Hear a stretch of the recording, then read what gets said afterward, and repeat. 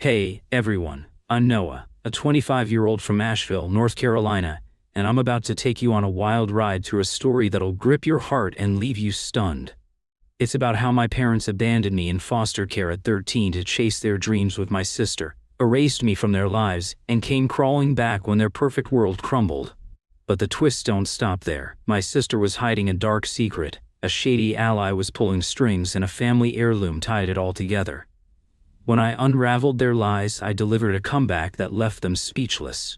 If you've ever been betrayed by those you trusted most or fought to reclaim your worth, grab a coffee, get comfy, and let's dive into this epic saga of heartbreak, deception, and a victory that'll have you cheering. I grew up in a craftsman bungalow in Asheville's Montford neighborhood, where dogwood trees bloomed pink and the Blue Ridge Mountains cradled the skyline. Our home on Cumberland Avenue was modest but warm, with a wraparound porch, a backyard tire swing that creaked under my weight, and a golden retriever, Rusty, who'd steal my socks and bury them in the garden. We weren't wealthy, but we had Friday pizza nights at Mellow Mushroom, summer hikes in Piesca Forest, and a kitchen radio always playing folk tunes. My parents, Karen and Mark, were dreamers. Karen ran a yoga studio off Marymount Avenue, her classes scented with sage and packed with artists. Mark was a landscaper, sketching native plant designs for clients in Black Mountain. They danced barefoot in our living room, laughing under fairy lights, and I thought that was love. I had a younger sister, Sophie, 22 now, their golden child.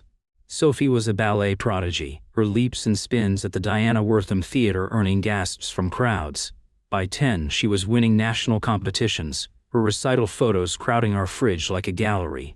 Studios in Charlotte and Raleigh fought to train her, calling her a future star. Me? I was Noah, lanky, decent at guitar, the kid who'd busk on Biltmore Avenue to buy new strings. A good report card earned me a nice job, but Sophie's trophies meant family dinners at Tupelo Honey, her name glowing in their eyes. The favoritism stung, a quiet bruise, but I didn't resent Sophie. She'd share her Halloween candy, braid Rusty's fur with me, and we'd race bikes along the French Broad River. I figured being second best was just my role, but there were red flags. Mom and Dad's narcissism shone through their obsession with Sophie's fame. They'd boast about her at Asheville's tailgate market, ignoring my guitar gigs. Sophie's pointy shoes came from savings. My music lessons were too expensive. At 12, I overheard Mom tell a client, "Sophie's our way out, she's destined for greatness." I didn't get it then, but it planted a seed. Was I in their way? It was a foggy October evening in 2013, the kind where Asheville's mountains fade into mist and the air smells of damp leaves. I was in my room, strumming my thrift store Gibson, when Mom called, "Noah, downstairs." Her voice had that fake calm edge, like when I'd scratched her car skateboarding. I thought I'd get a lecture about leaving my backpack in the hall, so I shuffled down, converse thumping the oak stairs. In the living room, Dad sat on the couch, hands clasped, face tight like he was facing a judge. Mom stood by the fireplace, clutching a mug of chamomile, her mallet clicking nervously. Sophie, 11, was absent, probably at dance practice. "Sit," Dad said, pointing to the recliner. I sat, my stomach twisting. Mom's eyes darted to Dad's, then she said, "Noah, we need to talk about something serious." My brain screamed. "Divorce? Cancer?" But Dad's words hit like a wrecking ball. "We're in financial trouble, Noah. We can't afford to keep you at home." I blinked, my mind scrambling. "What do you mean, can't afford me?" My voice cracked, panic rising. My voice cracked, panic rising. Mom's eyes welled, but her tone was scripted. "It's not your fault, honey. We've made a tough choice." Tough choice? They sounded like they were picking a car, not their son. "What about Sophie?" I blurted. Mom's face hardened for a split second. "Sophie's got a dance scholarship in Charlotte. She needs stability." Stability? Like I was a nomad? Dad cut in. "This isn't about favorites, Noah. It's practical." Practical. That word burned. They'd found a foster home in Hendersonville, 25 miles away, and it was a temporary. Mom repeated temporary like a prayer, but her gaze slid away. I begged, tears stinging. Dad sighed. "It's complicated. You'll understand when you're older." I broke, sobbing so hard my chest ached. "You're giving me away." Mom reached for me, but I shoved her off. "Don't touch me." Dad stared at the floor, silent. The next morning they packed a duffel, jeans, my guitar, a dog-eared photo of Rusty, and drove me to Hendersonville. The ride was suffocating, rain hammering the windshield, Sophie in the back seat, headphones on, ignoring me. I stared at them, praying they'd turn back. Nothing. At the foster home, a brick ranch off Spartanburg Highway, Linda and Jim Thompson waited on the porch. They smiled, but I barely noticed. Mom knelt, voice shaky. "We love you, Noah. This isn't forever." Dad shook my hand, a cold handshake, not a hug. Sophie muttered, "See ya, Noah," eyes on her phone. They drove off, taillights vanishing into the fog. I stood there, 13, clutching my bag, my heart in pieces. Linda and Jim tried hard. Linda made cornbread and peach cobbler. Jim taught me to fish at Lake Lure, but I was a ghost in their house. I'd lie awake, replaying that day, asking, what did I do? Was I too loud? Like Sophie. I clung to temporary, checking my Nokia for calls that never came. At Hendersonville Middle, kids asked why I'd moved. I lied. Parents are working in Durham. The words sour. Learned helplessness crept in, a voice whispering I deserved this abandonment. Months became a year, no contact. I turned 14, then 15 in foster care, my guitar my only anchor. I'd play in the Thompsons' garage, channeling pain into chords, dreaming of escape. One night, at 15, I Googled my parents, desperate for a sign they cared. What I found gutted me, a blog, The Free Spirit Family, with photos of Mom, Dad, and Sophie on Costa Rica's beaches, Machu Picchu's ruins, Thailand's night markets. They glowed, tanned and carefree, captions gushing. Chasing dreams with our star, Sophie. Sophie, 14, twirled in every shot, her ballet grace front and center. Me? Erased. A post read, "Shedding burdens gave us freedom." I was the burden. The gaslighting hit hard. They'd lied about financial trouble, while funding a global adventure. I scrolled, rage and grief colliding, finding Sophie's dance videos, Mom's yoga retreats in Ubud, Dad's art, sold in Hanoi. They weren't broke. They'd chosen Sophie's spotlight over me. An anonymous comment read, "And nice to ditch your kid. Karma's coming." It felt like my scream typed by a stranger. But Sophie's posts hinted at guilt, captions like "I'm missing something" or "not all smiles." Did she know? Her silence cut deeper than their lies. By 16, I knew temporary was a sham. I was angry, at my parents, Sophie, myself for hoping. The Thompsons were patient, but I built walls, trusting no one. I dove into school, earning AS, and got a job bussing tables at Post 25 in Fletcher, saving every dime. Music saved me. I joined the River Rats, a band, playing gigs at the Grey Eagle and Salvage Station, my guitar a shield against the void. At 18, I aged out of foster care, won a scholarship to UNSC Asheville for business, and rented a studio above a bookstore in the River Arts District. Linda and Jim offered their spare room, but I needed my own space. I built a life, a marketing job at Highland Brewing, a girlfriend, Maya, 24th, a potter whose laughter lit up our late-night jam sessions, and friends who'd dance at Drum Circle in Pritchard Park. But the trauma bond lingered. I'd check my parents' blog, hating the pull. They'd settled in Boulder, Colorado, running a wellness collective, Sophie a dance instructor.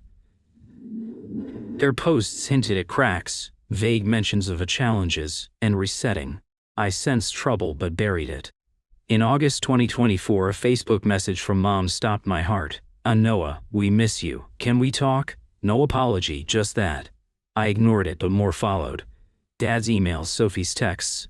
"I'm so sorry, Noah. Please."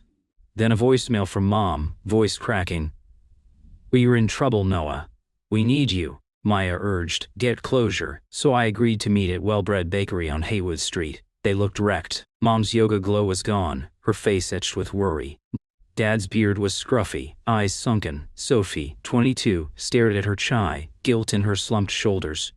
They spilled. Their Boulder business tanked, debts hit $250,000, and they'd lost their condo.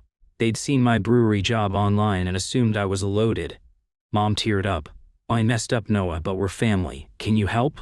A loan? Maybe a place to crash?" Dad nodded. "You're doing great, son. Help us rebuild." Sophie whispered, "I didn't know how bad it was for you." I was floored. They'd abandoned me, erased me, and now wanted my savings. Their narcissism was blatant.